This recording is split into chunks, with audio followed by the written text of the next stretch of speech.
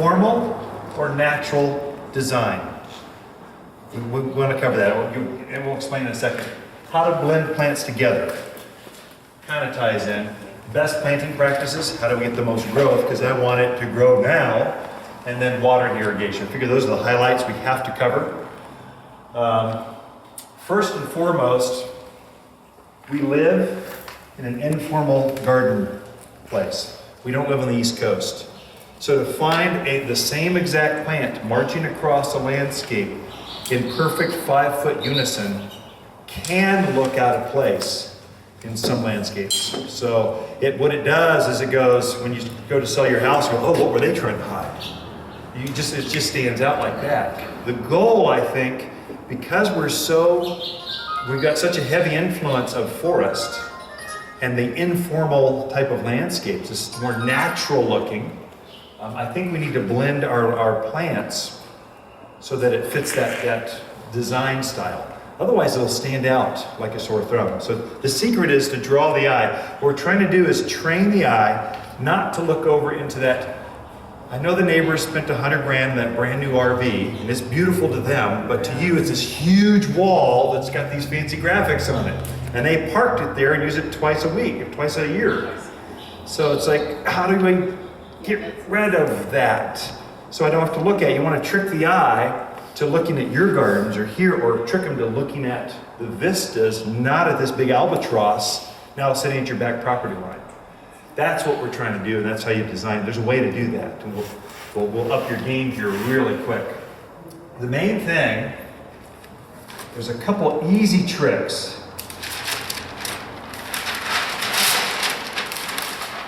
Whoa, here we go. Think in terms of,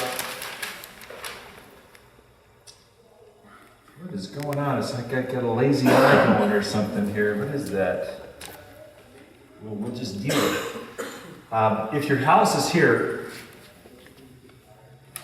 you've got your back patio and you've got your new hot tub or your deck or whatever it is, and all of a sudden your neighbor's got something you want to hide this back here. New construction is a classic. The lot has been empty for years. The economy's back, and all of a sudden the sticks are going up, and so now we have to react. So we can deal with that. So the temptation is going to be to come in and get a whole bunch of these, this arborvitae, or either one of these, this blue juniper, or to get a whole bunch of these. These are probably my two best sellers. This is a emerald arborvitae. It grows 10 feet tall by about 3 feet wide. Very low maintenance, easy. It's a cute green. It fits in nice. It's hardy. It's evergreen. It's got everything you want in a privacy screen. The negative would be it's not quite Arizona colors. I mean, this is more of an Arizona blue. It's more of an Arizona color. Green is a nice contrast, so it makes the eye go, oh, look how green, look how vibrant the landscape is. The negative is if you march these at 4-foot centers right across, we're going to go, what's behind there? What's going on? So you don't want to do that. So it'd be better to blend these together and get a mixture and make it more garden-esque. So I think it's better to blend that. And I'll even show you how to put in some deciduous plants. That is, things that lose their fall foliage. We'll show you how to blend those in too. The secret is when you line them out, don't go in rows across the yard. Think in triangular patterns. So you want to go, instead of straight across, which naturally is a formal landscape. That's what they do on the East Coast. California, you see the boulevards lined. That's a formal landscape. And we don't have a lot of that. Sometimes commercial settings, you can do that, but at your house, maybe down your driveway could look good. But other than that, probably it's better to go with triangular patterns. It does two things for us. One, it gives us some depth. So we can have now different layers. So we can have something very pretty in front. So this would be the back layer. And in front, we could have something pretty like this, a forsythia. And this is deciduous. It'll lose its foliage. But it's so pretty, you have to look at it. You can't look away. I mean, I would defy a gardener to not look at that when it's in bloom. And so all of a sudden you're forcing the eye to go, oh, look how pretty. Now it's becoming the privacy, the private garden. It feels garden-esque. You can do that with lilacs. And this guy here, someone in fact, you brought a lilac in. This is a lilac. A great mountain plant. Does beautiful fragrance. Gets up about this big if you let it go. I mean, it's a big shrub. Even without foliage, it's going to have enough girth that it will block sun, especially if you've got some key evergreens behind it to kind of take the pressure off. And so for my landscape, I have the vista that I have rooftops down below me, and I can kind of see, if I really wanted, I could see into their bedroom and their living room and see what's going on. Quite honestly, your neighbors don't want to see that, and you don't want them to see that. No one wants to see that on either side. So what I've done is put some gardens like this down below at the fence line, so it'll grow up, but I only want them to get up to her rooftop. I don't want it to block my views. I want it to get up to, just so I block those windows and the roofs, because I don't want to see that roof. To see the roof right next door, that's not a vista. To see a roof 3 or 4 doors down or the next street over, now all of a sudden that's considered a premium view, a mountain view. It's a upsell. It raises the value of your home because the views are so nice. People pay extra for that.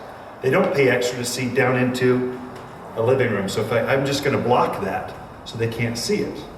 And it works really, really well. And I don't have to get that much height. It's from a deck, so I've got some angle on my side. But I only have to go up maybe a plant, maybe 8 to 10 feet, and I've got most of that house blocked. So, and the same thing on the neighbor's uphill, because I don't have the premium, the best lot. I couldn't afford that one. So there's neighbors with more expensive houses up there on the crest line. They're looking into my house the same way. And so there I've taken some of these and blocked the street. On the classic streets coming down, you drive down into my driveway, and then you walk straight into the house. It's a 2-story house. It's a dugout basement, the whole thing. It's a classic mountain kind of house. Well, my neighbors can see into my stuff at the front of the house. I can see in the back of the house, the neighbors down the street. So it's just the hills.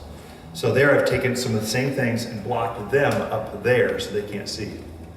Works really, really well. The main thing here, the point being, don't think in the same texture, planted at sequence right across the yard. I think it looks better most of the time if you mix it up. With that being said, evergreens are slow growing. There's not a fast growing evergreen. There just isn't. Junipers, consistent, methodical. You can't kill them. Nothing eats them. They're great plants, but they're not fast growing. Same thing with arborvitae. Fast growing, probably the #1 selling screen thing for really tight gardens. I don't have a lot of space. I've only got a little area right here. I need to screen something. This is the one to go with. But it's not fast growing. It's got a lot of good attributes. Fast is not it. You get fast growing with deciduous plants. Those are going to be things like, maples, sycamores, willows, cottonwoods. You can name them. You know what they are, but they're all deciduous. This is the #1 seller, aspens. Ooh, it's so tall it's blocking out the heater.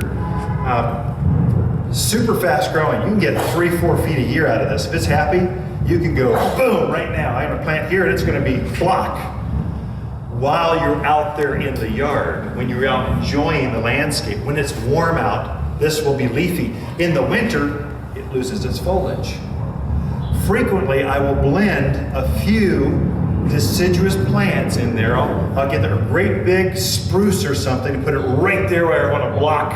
Right there where I want to block stuff strategically. But they're slow growing. Then I'll put a few deciduous things in so I get the instant relief, so I get the fast growth.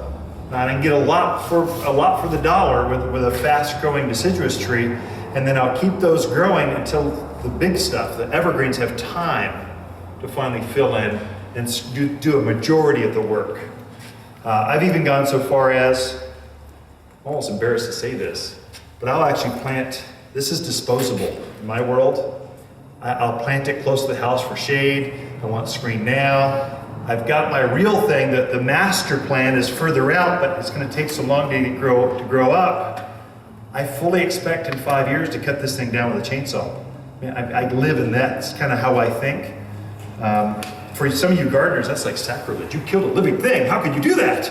But your house plants are, you're that poinsettia from 5 years ago should have been thrown away long ago. I mean, plants are not meant to be forever. They're meant to be used to change our environment, up our values, that kind of stuff. So anyway, I planted some fast growing stuff like cottonwoods.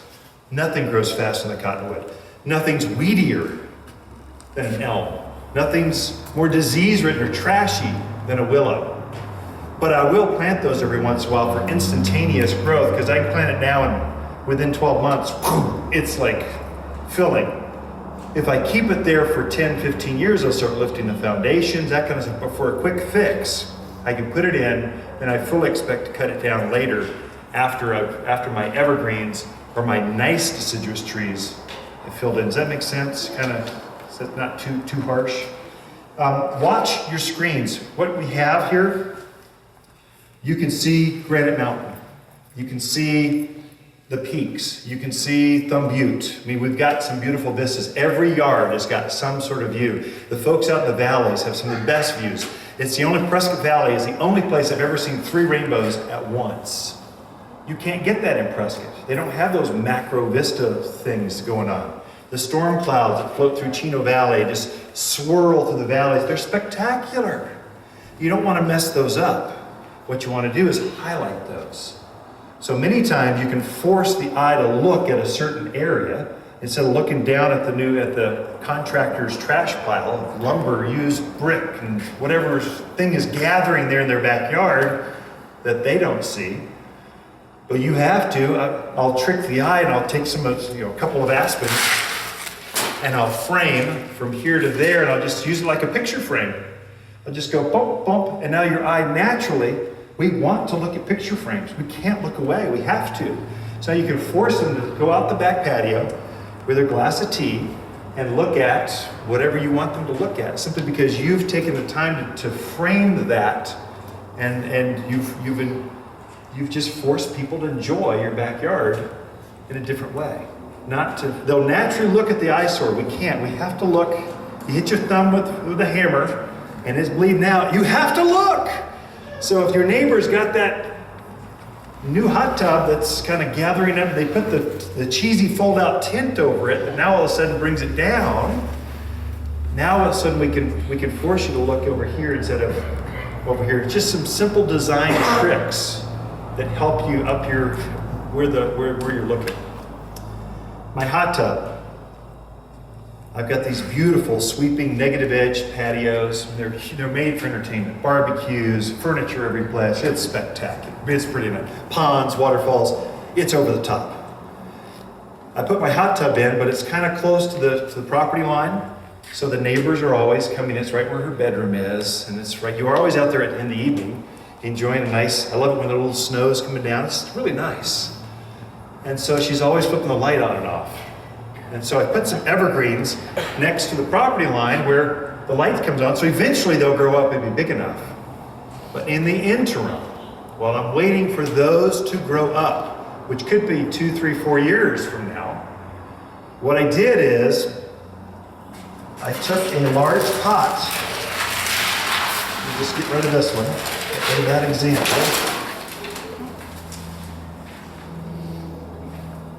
I took a large pot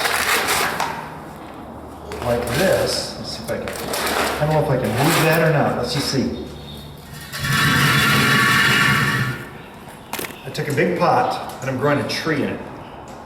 I'm growing a cherry tree because I love cherries. Oh my gosh.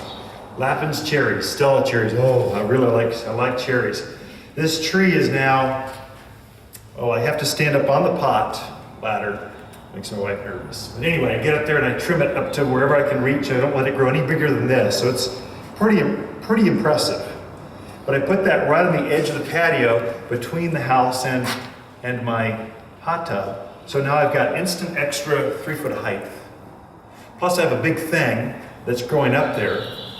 And then at the base, I put some flowers and some fun stuff that kind of spills over. So it really has a garden feel to it. So all of a sudden I made the patio feel more welcoming. And I've got my screening that I want in the evening that I don't want to see. Plus I get fruits that I like. If you go with a big planter, it helps you get instantaneous height and tremendously fast growth on whatever you put in there. Because the soil is so good. You're using a grower's mix, a potting soil probably. And hopefully you're using our water's potting soil. That's our grower's mix. Anything you throw in that, it's going to go poof. And so that I've used that trick many times. I've also got another one. I got a large pot and I put one of these structures in.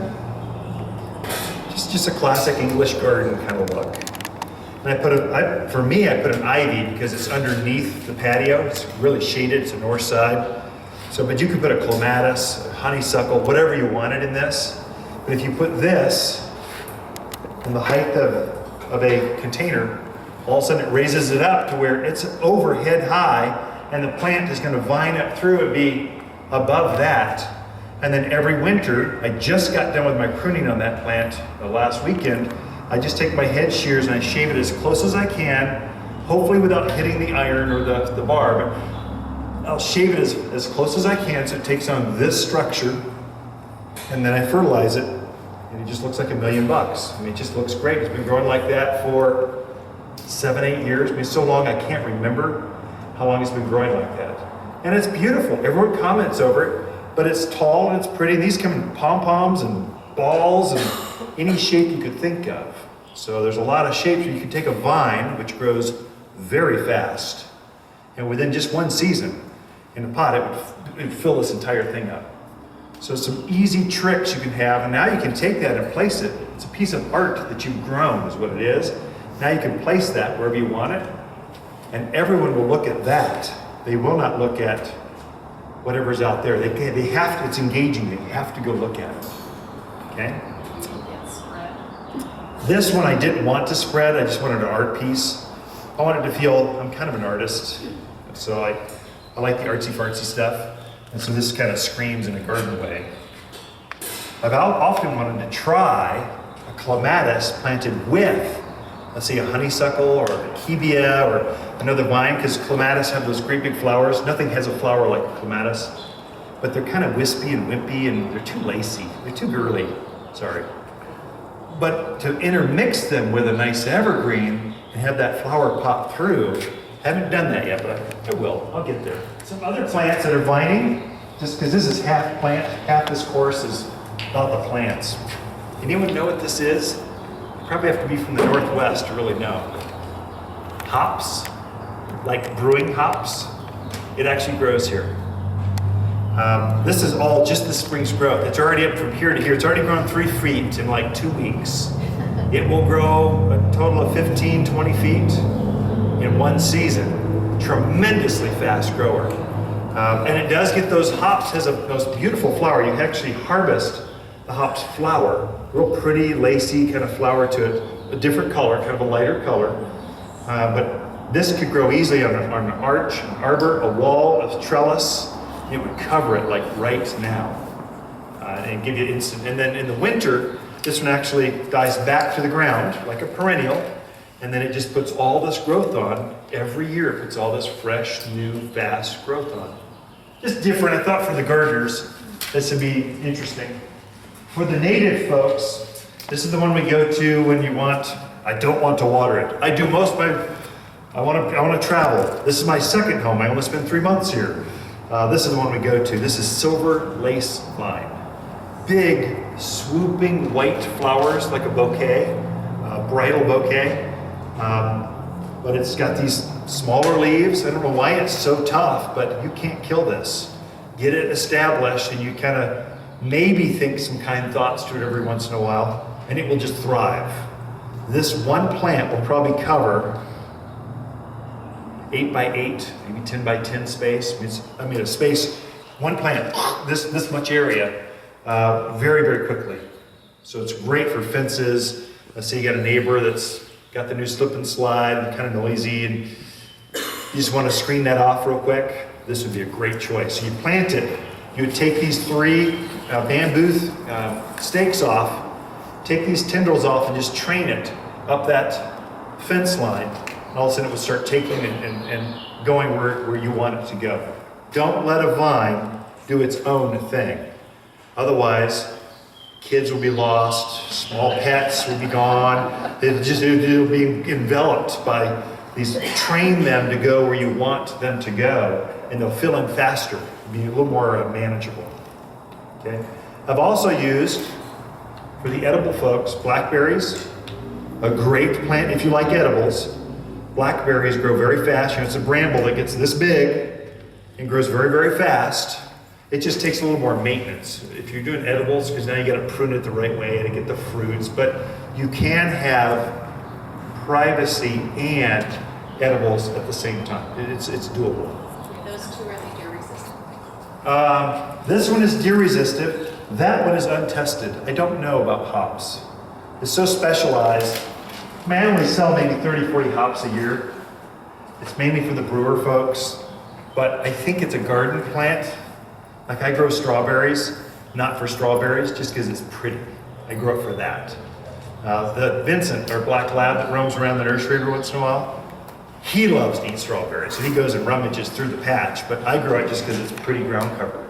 So I think of hops kind of like that. In fact, I'm thinking about growing that from my lower patio up to the deck that's above it. It's a story and a half. I'm thinking about running a string in a pot from here to there and seeing if I can get it that 20 feet to the top railing. That'd be really pretty. I'll keep you posted. I'm sure there'll be a video posted if it works. If it doesn't work, you'll never know. Let's go over the shrubs. Make sure I'm on track. Let's go over the big shrubs. Yeah, big shrubs. So you got evergreen trees. Typically they're going to be junipers, cypress, cedars, pine, spruce, the big evergreens. They're typically slower growing, but they're very dense, very thick, and they're majestic. I mean, a lot like a big Colorado spruce, there's nothing prettier in the landscape than a Colorado spruce. A spruce tree just has that central leader, perfect swooping branches. It's a nice plant. So you got the trees, and then you have your evergreen shrubs. So these are bigger shrubs. Usually they'll get up about head high or bigger, and they hold their foliage. Those plants, the #1 seller. Now let's just pull them out here so I don't have to have the pressure of going #1. I'm sure I've got red tip, oh, here it is. Here they are. A few examples. #1 seller here, and I think this is overplanted, overdone. But it's red tip photinia. They're just starting to come out around town. The new growth is all red, and the older growth is green like this.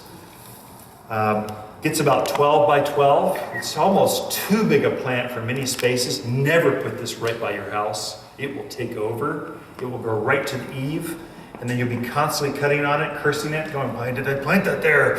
Because it's always growing so fast. I was talking to a gentleman yesterday. He wanted to plant a hedgerow and keep it down to this level. I'm going, you don't want to do that. Well, yeah, I do. No, you don't want to do that. You'll be out there every other week pruning the thing to keep it down there.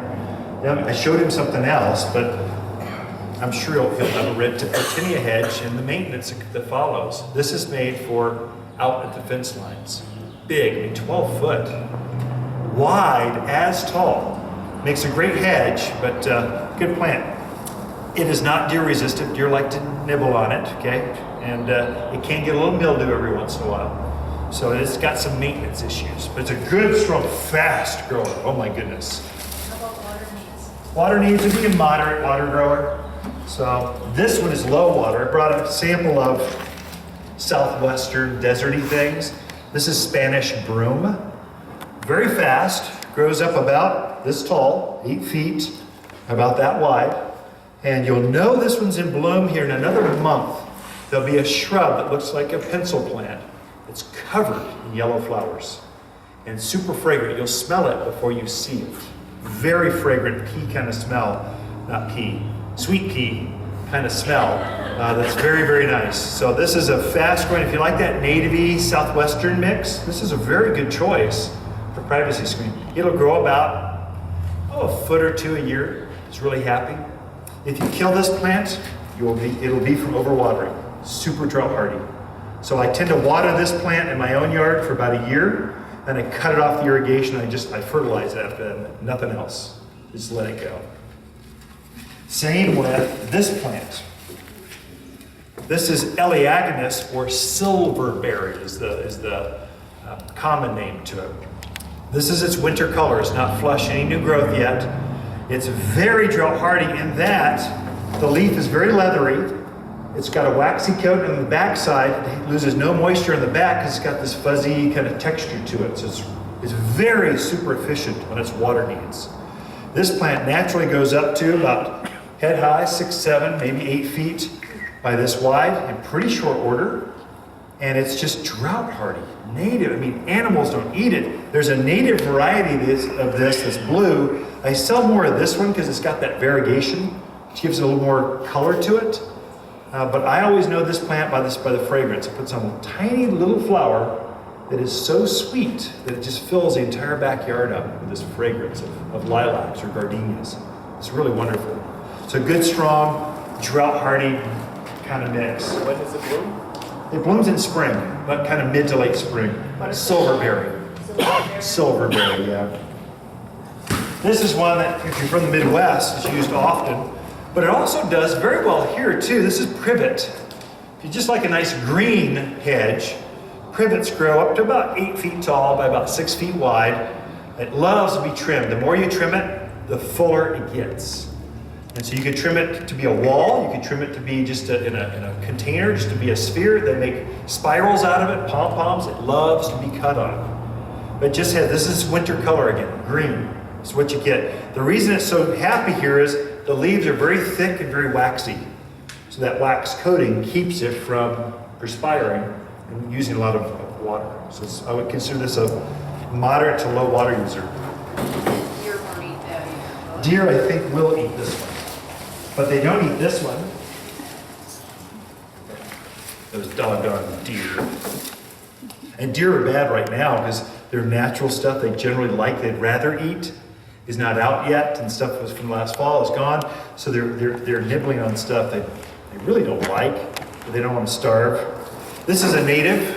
The shorter version of this grows wild up in the Bradshaws, up on the ridgelines. This is Oregon grape, or Mahonia. So this is a bigger version. They make a standard, a compact, and a ground cover. There's 3 heights. This is the standard. So this will naturally go up to about chest high or so. Thick evergreen. This is its winter color. If it's in more sun, you'll get a lot of this red foliage. It'll be bright, bright red. In the shade, it tends to be just stay green. But it blooms in spring. Right now, this is its bloom cycle. And so then it will put on little grapes that you can make jelly. They make Mahonia jelly. But quite honestly, the birds are going to be so happy with this. They're going to come in and take every fruit and think they've gone to heaven. So great evergreen. This one I would be careful with because it can be a bit weedy. It's just so aggressive. If you treat it with any care, it'll take over. So kind of put it out there and then abuse it. Talk dirty to it. Kick dirt at it. We just abuse it, and then it'll kind of keep it in check. It's a true native kind of plant. What other shrubs do I have here? Of course, the classic. This is the most popular. Now, it's not the most popular anymore. It's the oldest, the original. Junipers.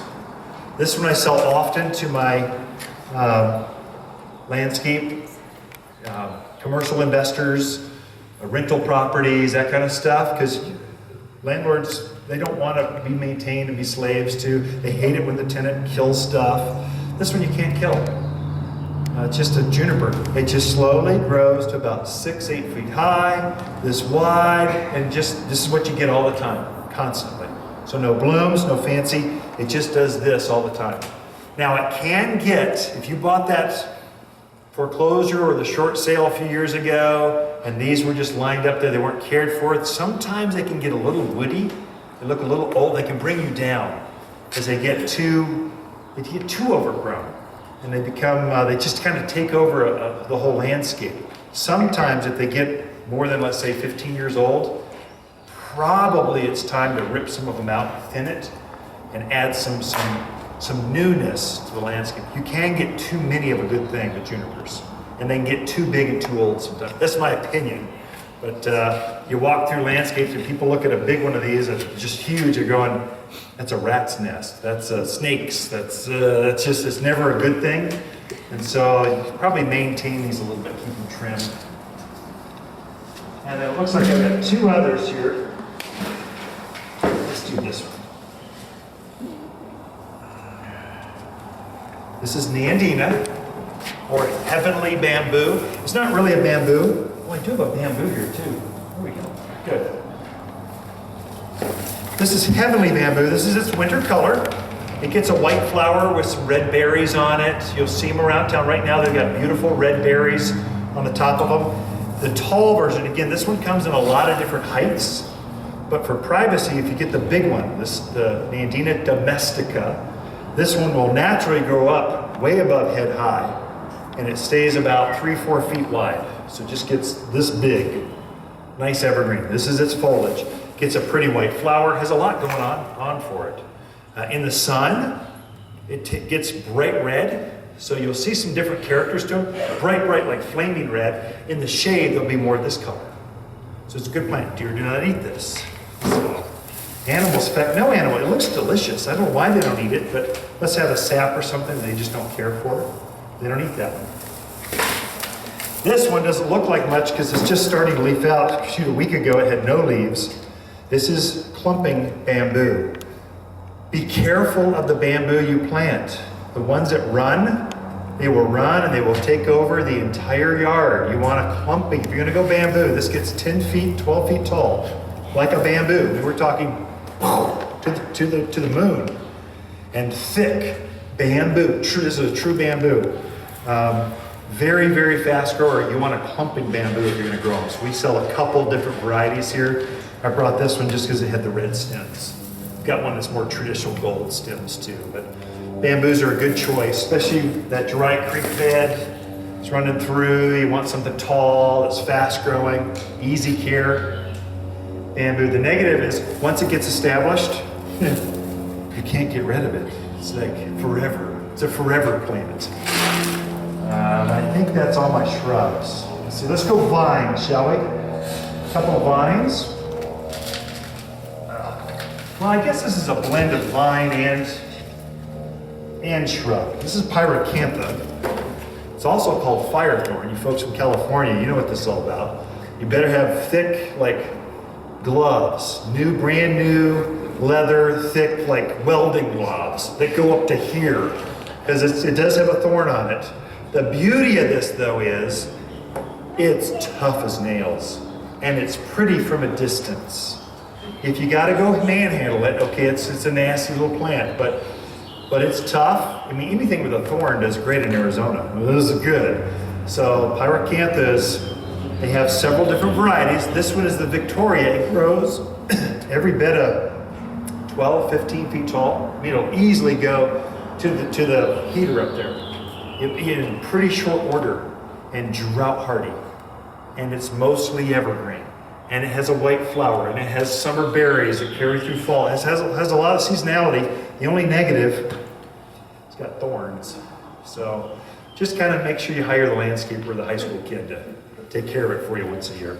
If it's out, we can just let it go. Just let it go and it'll naturalize and be just fine. They'll train this one up walls, into fences, up as retaining erosion control. So a lot of flexibility to it.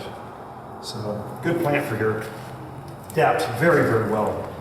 With the thorns, I've been shocked because Capellina or deer have been nibbling on it. Yeah, that one needs to be nibbled on though. It grows so fast that it almost is good for you. So some red tip photinia, it grows so fast that it needs to be nibbled on sometimes by animals. So it's once they get up to size, you just got to keep the pressure off as they get established while they're getting started. Once they're up and large, usually the rabbits and deer, stuff, they can't eat it fast enough.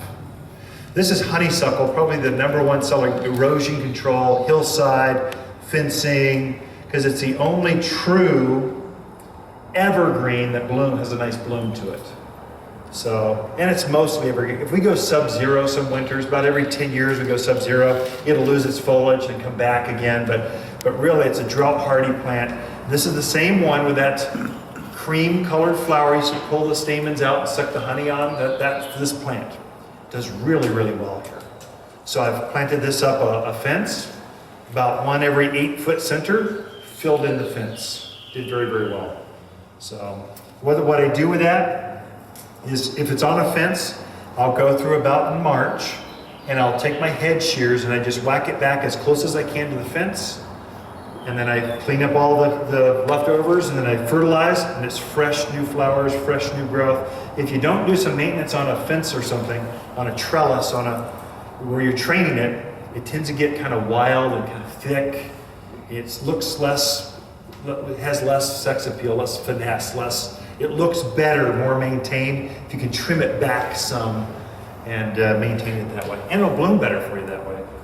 Okay. This one I won't lift. Let's see if I can get this out of the way.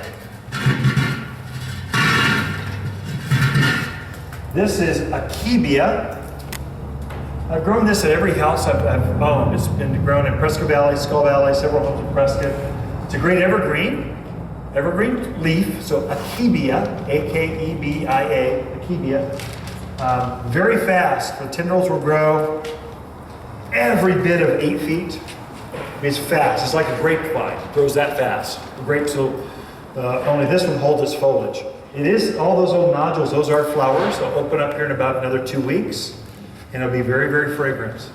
You don't really see the flower, you do smell it. But mainly I grow it for the fast green growth. The negative with that one, it tends to be high maintenance because it grows so fast, you gotta trim it back and keep it in check, otherwise it will take over. So there's a place for it, and then there's probably a wrong place for it. Why make sure you're planting that one? It's so aggressive. That's evergreen. That's evergreen, yeah. Euonymus. There's lots of euonymus. There's short ones, there's medium-sized ones, there's tall ones. This one happens to get up about 6 feet tall. I've grown this in a pot. I've grown it in raised beds, as a fence line, as a hedgerow, as entrance to the house. It comes in yellow, comes in cream, comes in green. It's a lot of flexibility. So it's a great little plant. Again, any plant that has a waxy leaf to it makes it very efficient in an arid climate. So that's why it does so well here. What's it called? Euonymus. Don't ask me to spell that, but you can look at the tag afterwards. It's E-U-O-M-O-S. Anyway, it's euonymus. Does it tolerate shade? It does, although I noticed with shade, these particular plants get some mildew. So if it's in a shaded area that gets some wind flow, I think you'd be okay. In that protected area to the front door, probably there's some better choices for that one, okay? Go out how to plant. So, here's how you get the most growth out of a new plant, okay? Let's pull this pine tree. It's a good example. We'll stop there. Just because it's the larger bucket. This is like a 10-gallon size bucket. So, but no matter what it is, if this is a 2-gallon, this is a 5-gallon. So we just have certain specifications that we go with. But no matter the size of the pot, no matter the size of the plant, what you're doing is you're gonna dig a hole only as deep as the bucket. You don't go down to China. This is really hard for you guys that have backhoes and heavy equipment, you contractors. You just don't think in these terms. You're thinking China is down there somewhere. I'm going down for it. Deeper is better. It's not better. Deeper is worse for it. You have a whole lot of loose soil underneath the plant. Then as that compacts back down, the plant will actually settle and it will be below grade. To have your plant below grade is very dangerous, especially because our monsoon pattern, July and August, early September, we get these heavy rains. We can get 2-3 inches in a week. It'll literally drown a lot of these living evergreens. They're really sensitive to soggy soil, more sensitive than a deciduous plant. So be really careful with your evergreens to not have them in a divot or a hole. The desert says you want to do that to rain harvest. It'll be good. You want to water at night because the plant will absorb more of it. You never want to do that here. That's what you do when you live 10 miles from the sun and it's still 100 degrees out at midnight. You can get away with that. Up here, in God's country, it cools off every evening. It's like 60 degrees. You can sleep with the windows open. It's wonderful. If you're watering your plants and they stay really soggy, in the evening they'll tend to root rot or crown rot or stem rot. There's a lot of rots. They stay too wet. Here we want it to be at level, and we want the roots to grow sideways because they don't grow down. The taproot is a myth. I've never seen a taproot on a tree. It goes down about 2 feet, hooks, starts running that way. Even big natives, down about 18 to 24 inch hooks, starts turning around. I call it the hockey stick. It just kind of, every time that taproot goes, turns and runs, because that's where the water, the nutrients, the food, that's where all that is.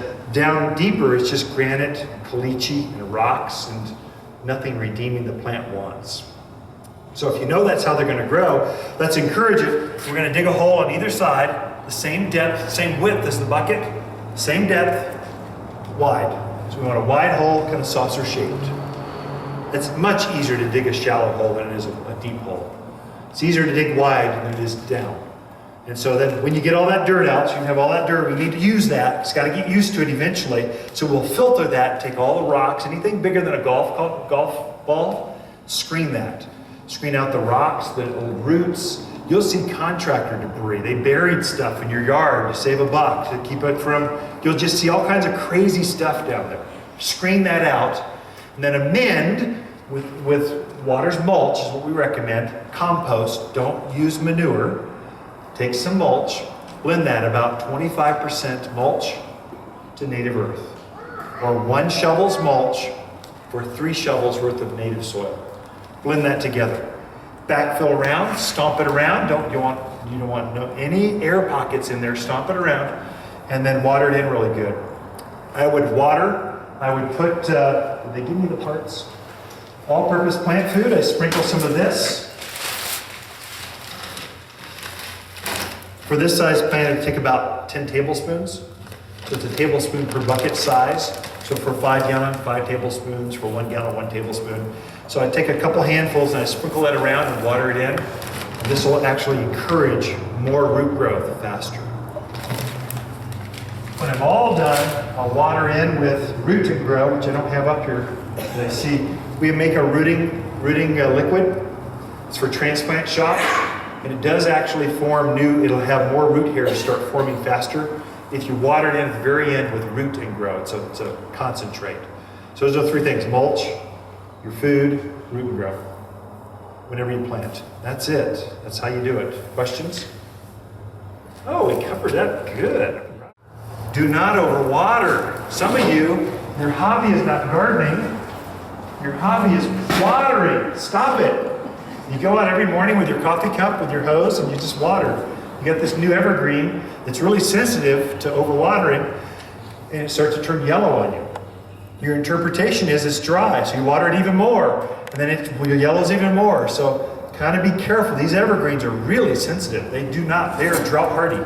So pine tree, your arborvitae, junipers, the spruce and pine, they're all very dry. They're very sensitive to soggy feet. And so if they get into wet, if you fill up all those air pockets with water molecules, those roots will literally rot off. When you pull the tree out after it's died, you actually sense it. You'll smell an odor, a rotting sense, a sewer kind of smell. That's root rot. Only one thing does that. And so it really shows up. It's really distinct in the monsoon season. So the plants will lose a lot of evergreens when the monsoons hit, because you've got your irrigation going on twice a week. Then you get some afternoon rains. Maybe the soil isn't that draining that well. And all of a sudden we'll see that plant collapse in the monsoon season. So we really want to try to compensate for that, especially with your evergreens. This is mainly about evergreens here. Okay? So when you're watering, pull out that business card that I gave you. Okay? So you don't want to see my face. What you want to do is turn it away from you. So take my face, look on the back of the card, and that's actually the water guide. It's the number 1 question we answer. I probably answer this question 10 times a day. So if you're anyone that knows plants, we give you a business card, mainly so you can give the answer. And so the growing season for here is April through October. Yes, March feels like it's growing, but really most things are still dormant. They haven't leafed out. Yeah, you see a few things, purple leaf plums, they got those pink flowers. The Bradford pears, the white trees that came out, they just opened up. There's a few things, but most things are still asleep. So April 1 though, everything is awake and everything's going to town. So April 1 through October is mainly when we turn our irrigation on. If things have been in the yard for a while, they are established. You're watering 1 time a week. Trees and shrubs. Okay, the bigger, deeper rooted things. Now, most of us are dealing with drip irrigation. Drip irrigation is super efficient. It's the way to go. I mean, it really cuts down your water bill, the needs of the plant. Because we're getting that water, we're pushing that water down through the entire root band. But it takes that drip system a long time to push that water down deep enough. So you'll need to run that irrigation system probably a couple hours. I mean, more than likely you've got an emitter that puts off 1 gallon per hour. You run it for an hour and you'll get 1 gallon of water out there. Here's a 5-gallon plant. If I put it new in the ground, it needs about 5 gallons of water per week. Here's a 2-gallon plant. It needs about 2 gallons of water per week. So I've got this 10-gallon weeping mulberry. It's going to need about, guess how much? 10 gallons of water a week. And you've got 1 emitter on there that's going to run 1 gallon per hour. How long do you need to run that system to get enough water for it? About 10 hours. That's why we put on multiple emitters, to cut down the time. So we're just thinking 2-hour increments. We're going to put the emitter heads accordingly to try to get up there and run it. So this is really hard for you Californians that moved here, because you used to flood irrigation, pop-ups, very inefficient ways. It just floods the area with water, then you're done. With drip irrigation, it's just the opposite. So you're used to running that drip system every day for 15 minutes. And the plant gets about 1 quart of water every day. For a big tree that needs 10 gallons of water, you're basically spitting on it. It's as though you've got no water on it at all. And so you really want a length of time. You want to give it a run a long time and then let it dry out in between. If it's a brand new plant, you'll notice it says new plant. You want to water twice a week, just because the roots are not established yet. They're confined. But as they push out, you can cut back on the watering. Okay, that I can get you really close. The flowers and the lawns and the herb gardens, the shallow rooted stuff, it will change. But generally speaking, if you go twice a week, that's about right for most of your plants. For most, maybe June, you might bump it up, but most of the year, twice a week will do you. The really shallow rooted stuff, the herbs, your tomatoes, that kind of stuff, maybe it's 3 times a week. See how long you can go before you have to water them again. You'll be surprised at how long plants will go. And right now, everyone's turning on their drip systems because we haven't seen rain for like a month, and they're seeing some growth. And so all the newbies are starting to go, oh, I got water. I just dug a hole in the backyard. It was 2 feet deep. It was moist from the top all the way down, solid. It was moist all the way. The ground is not drying out as fast as you think it is because it's so cool at night. The nighttime temperatures don't keep it from drying out. The day's a little warm, but the nights are very cool. And so the plants are not, I haven't turned my drip system on yet, or I'm on my winter schedule. I am watering every 2 weeks right now. Every other week, I run my landscape plants. So I'm watering, but I'm not at my spring schedule. I'll wait. We get up in the 80s for a week or so, then I'll kind of look at it and go, okay, I think I'll go to the spring schedule. Last thing, do not water in the evening. Don't get caught up in that Phoenix curse. That's what they tell us to do. That's because all the media down there tells us water at night. It's better for the plants. It's terrible for the plants. I will make more money off of you if you water at night because you have so much mildew and leaf spot and problems because the plants are wet and moist. It's warm in the evening and then it's really wet. You're doomed. You're gonna have athlete's foot of the foliage by the time you get all done. Mildews are gonna take over. It's just white powdery mildew is really bad here. So you want your plants to be dry as you go into the evenings because we're gonna cool off. And so they're gonna stop, they're gonna stay there and stay wet all night. We're not in Phoenix where it's really hot. It's going to stay wet. And so that's going to build up those bacterial problems, the leaf spots, the diseases on you. Really, the ideal time to water is pre-dawn. Get all your watering done before 8 o'clock in the morning. Hydrate before the heat of the day, and the plants will do much, much better. This is especially important for your edible plants, as tomatoes, squash, pumpkins, things that form a fruit that you're going to harvest. You want to hydrate that before the heat of the day so it can plump up, so it can take on that heat of the middle of the day. So it really will up your game as far as watering goes. So I'll generally start watering my stuff, I don't know, 3, 4 o'clock in the morning, because I got to run it for hours, right? And so I'll run those trees. I got a couple different cycles. I'll kind of stack them on top of each other. So it might take me 5 hours to water all my different valves. So I just backtrack and I go, okay, I want to start at 3:30 in the morning. And then by the time it's 8 o'clock, it's all done. Plants are hydrated and they go, ready to take on the day. So I really despise having Phoenix have most of our news source because they tell us the wrong thing for the mountains. I brought this one just because it's fun. You don't see it very often. This is a magnolia, deciduous magnolia. So it's got the classic southern magnolia fragrance and style of flower. It's not quite as large, but puts on more of them. This one is very strong, grows up to about 10 feet tall by 10 feet wide. Just like a mini tree or a real tall shrub, but it does this every spring. And because it's deciduous, it's much hardier than the southern magnolia ever dreamed of being. So this one will take and do very, very well, whereas the southern magnolia tends to get beat up by our winters many times. So I have one variety that I'll bring in that's a hardier strain, southern magnolia, that seems to adapt, but this one is tough as nails, really good plant. You can put that easily in a container. It would have to be a fairly large container because this is a big plant. So I'd want to be maybe not quite this big, but maybe the next size down, and I would just keep it trimmed. Once it got up to the height I wanted, I'd keep it trimmed to keep the proportion to it. It'd do great in a raised bed, all that stuff. Does it need a lot of sunshine? It would need a lot of sunshine. I would say at least 6 hours to form the flowers. Fastest growing evergreen right there.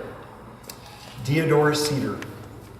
This was also the centennial tree. So we had our 100-year anniversary. We planted a lot of these at Charlotte Hall, the courthouse. Planted a lot of these around. Central leader, it doesn't look like much in a bucket because it can't get full. It needs to be in the ground. Once this is in the ground for just 1 year, huge central leader with gigantic sweeping branches, it will end up being 50 feet tall by 25 feet wide. Wow. But you thought it was so cute, you put it right by the driveway. Be careful where you plant this one. So this one's going to be fast. It's going to be, I've got a deck and I want my neighbors to be gone. I'll plant a few of those. It will just instantly, by the next year, it'll grow 2-3 feet a year. Just boom, boom, boom, boom. It goes very, very quickly. So especially if you're pumping it full of fertilizer. Okay, we're into an hour into this. Let me give you one last bit. If you're pushing the growth, you can force the plant to grow faster. We do not live in the Midwest anymore. We don't have topsoil. This is not a great growing environment.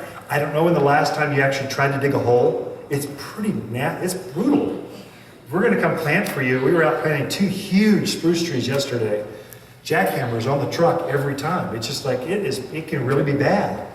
And some of you out that 69 corridor, Yavapai Hills, Ranch, Prescott Valley, and out, you've got caliche layers. This is this hard band of calcium. It's like a chalky color. You'll know it because you'll hit it and you'll go bonk. You'll take a brand new digging bar and it's like hitting concrete. You've got to break through that so that the water will filter through and perk through that soil band. What you'll also find is we don't have anything redeeming about your soil. There's no natural food.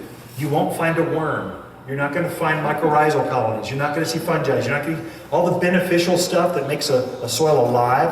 Plants actually see that. They look for a soil that goes, wow, look what's going on. This is so exciting. I'm going to root here.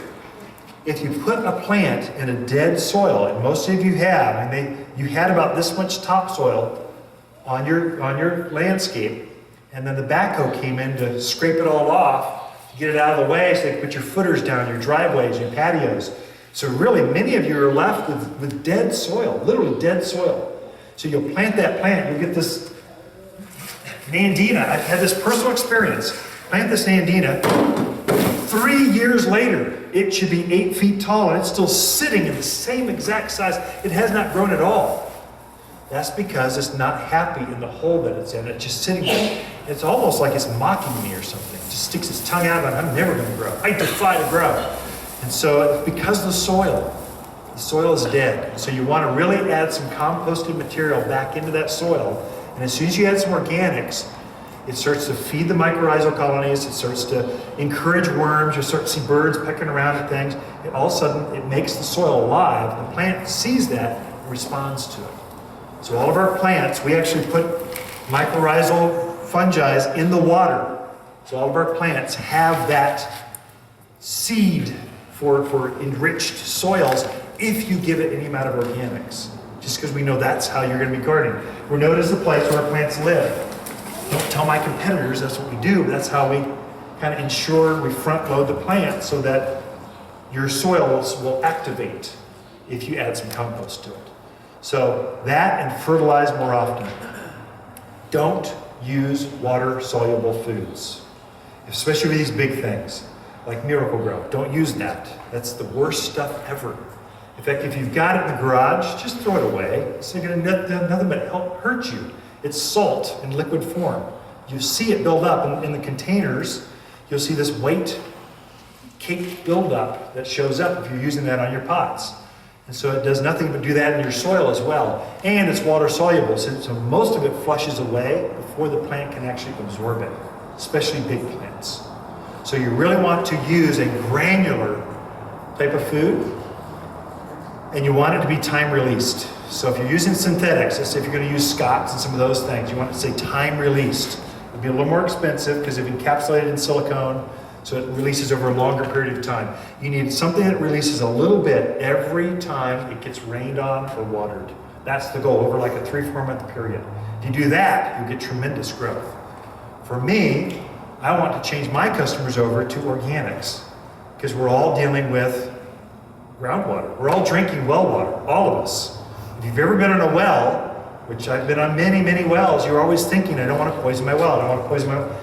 I've got the influence over the community where I sell truckloads of fertilizer. I don't want synthetics out there, I want organics.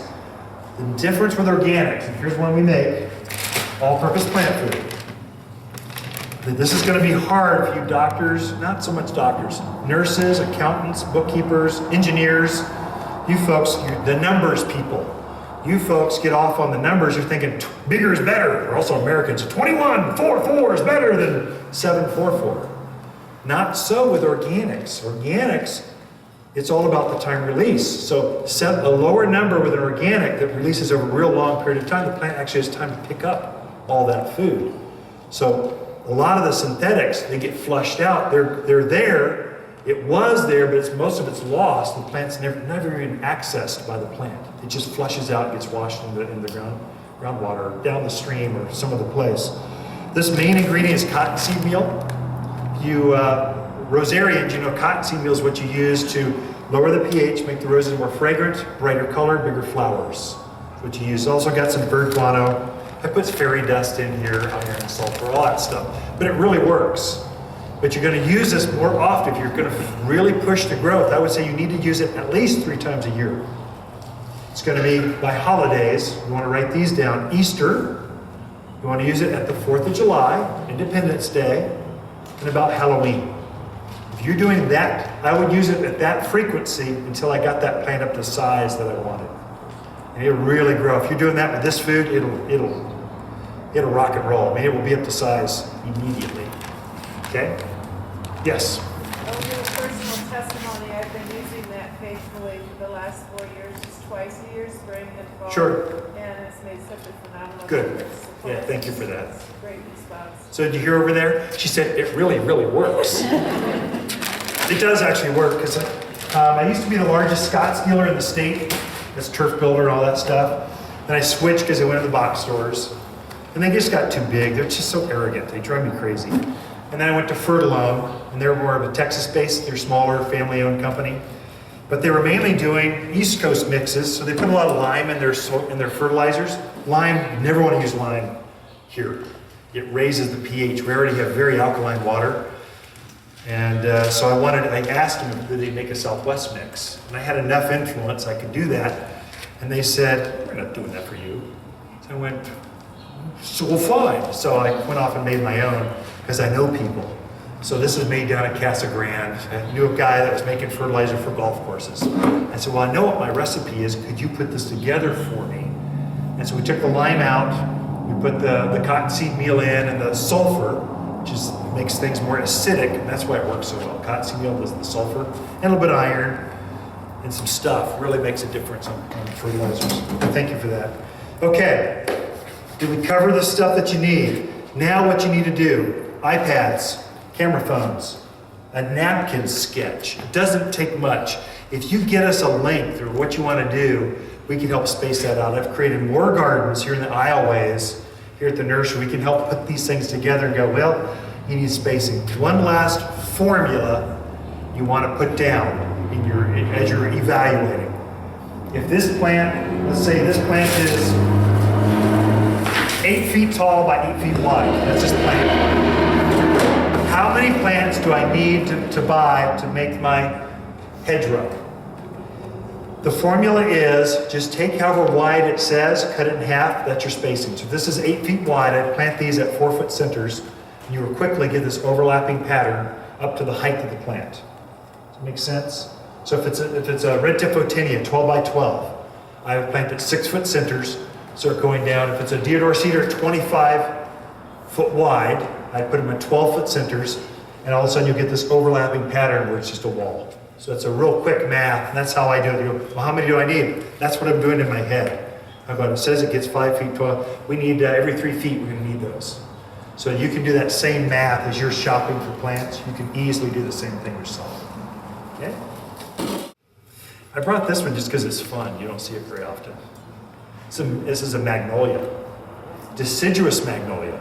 So it's got the classic southern magnolia fragrance and style and flower. It's not quite as large, but puts on more of them. This one is very strong, grows up to about 10 feet tall by 10 feet wide. Just like a mini tree or a real tall shrub, but it does this every spring. And because it's deciduous, it's much hardier than the southern magnolia ever dreamed of being. So this one will take and do very, very well, whereas the southern magnolia tends to get beat up by our winters many times. So I have one variety that I'll bring in that's a hardier strain, southern magnolia, that seems to adapt, but this one is tough as nails, really good plant. You can put that easily in a container. It would have to be a fairly large container because this is a big plant. So I'd want to be maybe not quite this big, but maybe the next size down. And I would just keep it trimmed. Once it got up to the height I wanted, I'd keep it trimmed to keep the proportion to it. It'd do great in a raised bed, all that stuff. Does it need a lot of sunshine? It would need a lot of sunshine. I would say at least 6 hours to form the flowers. Fastest growing evergreen right there. Deodar cedar. This was also the centennial tree. So we had our 100-year anniversary. We planted a lot of these at Charlotte Hall, the courthouse.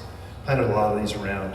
Central leader, it doesn't look like much in a bucket because it can't get full. It needs to be in the ground. Once this is in the ground for just 1 year, huge central leader with gigantic swooping branches, it will end up being 50 feet tall by 25 feet wide. Wow. But you thought it was so cute, you put it right by the driveway. Be careful where you plant this one. So this one's going to be fast. It's going to be, I've got a deck and I want my neighbors to be gone. I'll plant a few of those and it will just instantly, by the next year it'll grow 2-3 feet a year. Just boom, boom, boom, boom. It goes very, very quickly. So especially if you're pumping it full of fertilizer. Okay, we're into an hour into this. Let me give you one last bit. If you're pushing the growth, you can force the plant to grow faster. We do not live in the Midwest anymore. We don't have topsoil. This is not a great growing environment. I don't know when the last time you actually tried to dig a hole. It's it's brutal. If we're gonna come plant for you, we were out planting 2 huge spruce trees yesterday. jackhammers on the truck every time. It's just like, it can really be bad. And some of you out that 69 corridor, Yavapai Hills, Ranch, Prescott Valley, and out, you've got caliche layers. This is this hard band of calcium. It's like a chalky color. You'll know it because you'll hit it and you'll go bonk. You'll take a brand new digging bar and it's like hitting concrete. You've got to break through that so that the water will filter through and perk through that soil band. What you'll also find is we don't have anything redeeming about your soil. There's no natural food. You won't find a worm. You're not going to find mycorrhizal colonies. You're not going to see fungi. You're not going to all the beneficial stuff that makes a soil alive. Plants actually see that. They look for a soil that goes, wow, look what's going on. This is so exciting. I'm going to root here.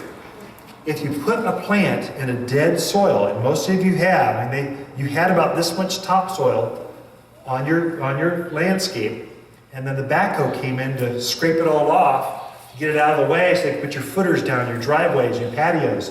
So really, many of you are left with dead soil, literally dead soil. So you'll plant that plant, you'll get this Nandina. I've had this personal experience. Plant this Nandina. 3 years later, it should be 8 feet tall, and it's still sitting in the same exact size. It has not grown at all. That's because it's not happy in the hole that it's in. It's just sitting there. It's almost like it's mocking me or something. It just sticks its tongue out, and I'm never going to grow. I defy to grow. And so it's because the soil is dead. So you want to really add some composted material back into that soil. And as soon as you add some organics, it starts to feed the mycorrhizal colonies. It starts to encourage worms. You start to see birds pecking around at things. All of a sudden, it makes the soil alive. The plant sees that and responds to it. So all of our plants, we actually put mycorrhizal fungi in the water. So all of our plants have that seed for enriched soils if you give it any amount of organics. Just because we know that's how you're going to be gardening. We're known as the place where our plants live. Don't tell my competitors that's what we do, but that's how we kind of ensure we front load the plant so that your soils will activate if you add some compost to it. So that and fertilize more often. Don't use water-soluble foods, especially with these big things like Miracle-Gro. Don't use that. That's the worst stuff ever. In fact, if you've got it in the garage, just throw it away. It's not going to nothing but help hurt you. It's salt in liquid form. You see it build up in the containers. You'll see this white cake buildup that shows up if you're using that on your pots. And so it does nothing but do that in your soil as well. And it's water soluble, so most of it flushes away before the plant can actually absorb it, especially big plants. So you really want to use a granular type of food, and you want it to be time released. So if you're using synthetics, let's say if you're going to use Scott's and some of those things, you want to say time released. It'll be a little more expensive because it's encapsulated in silicone, so it releases over a longer period of time. You need something that releases a little bit every time it gets rained on or watered. That's the goal, over like a 3-4 month period. If you do that, you'll get tremendous growth. For me, I want to change my customers over to organics because we're all dealing with groundwater. We're all drinking well water, all of us. If you've ever been on a well, which I've been on many, many wells, you're always thinking, I don't want to poison my well, I don't want to poison my well. I've got the influence over the community where I sell truckloads of fertilizer. I don't want synthetics out there, I want organics. The difference with organics, and here's one we make, all-purpose plant food.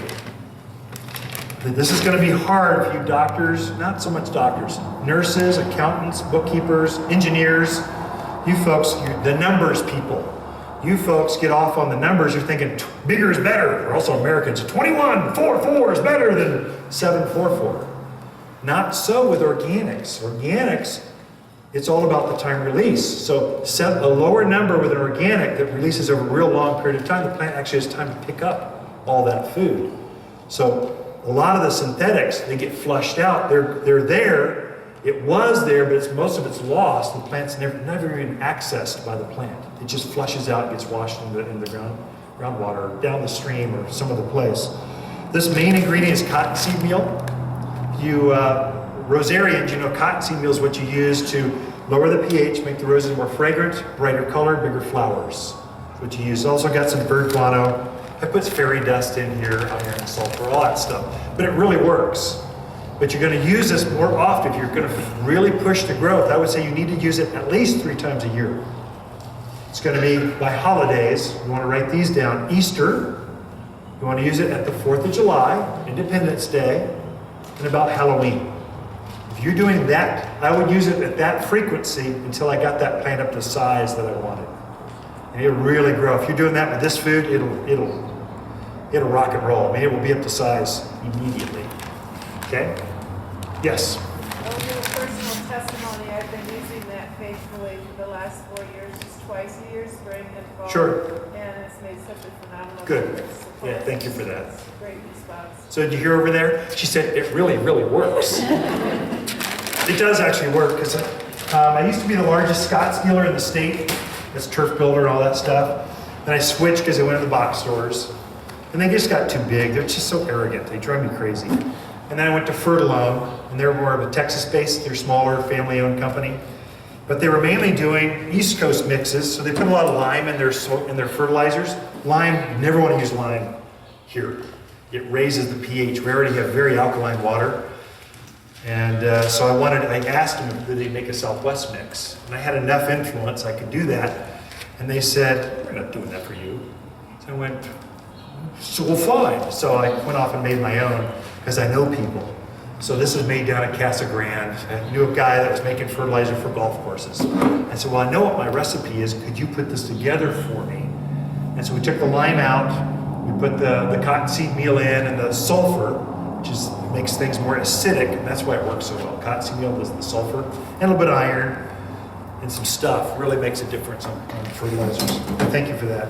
Okay, did we cover the stuff that you need? Now what you need to do, iPads, camera phones, a napkin sketch. It doesn't take much. If you get us a link through what you want to do, we can help space that out. I've created more gardens here in the aisleways, here at the nursery. We can help put these things together and go, well, you need spacing. One last formula you want to put down as you're evaluating. If this plant, let's say this plant is 8 feet tall by 8 feet wide, that's this plant. How many plants do I need to buy to make my hedgerow?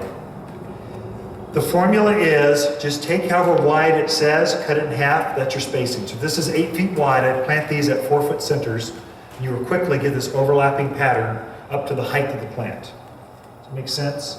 So if it's a red tip Otinia, 12 by 12, I would plant at 6 foot centers, start going down. If it's a deodar cedar at 25 foot wide, I'd put them at 12 foot centers, and all of a sudden you'll get this overlapping pattern where it's just a wall. So it's a real quick math, and that's how I do it. You go, well, how many do I need? That's what I'm doing in my head. But it says it gets 5 feet tall. We need, every 3 feet, we're gonna need those. So you can do that same math as you're shopping for plants. You can easily do the same thing yourself. Okay?